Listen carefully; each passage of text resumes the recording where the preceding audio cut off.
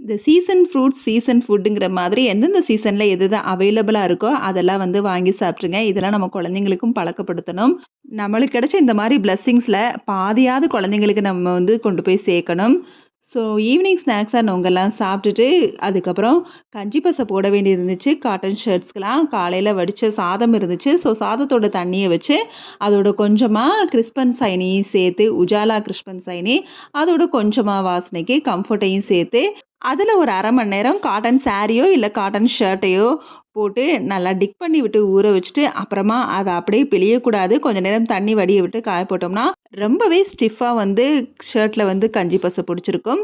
So கஞ்சி பசையும் போட்டுட்டு, கொஞ்சம் வெளி வேலைகள் இருந்துச்சு. அதையும் முடிச்சுட்டு, கையோட நைட் டின்னரையும் வந்து வாங்கிட்டு வந்தாச்சு. எப்படி தான் இருந்தாலும், இந்த மாதிரி சில ஃபுட்டெல்லாம் பார்க்குறப்ப கொஞ்சம் கிரேவிங்ஸ் ஆயிருது. ஸோ வெளி வேலைகள் இருக்கிறப்ப வேற வழி இல்லையே, ஒரு நாள் தானன்னு பரோட்டா வாங்கிட்டு வந்தாச்சு.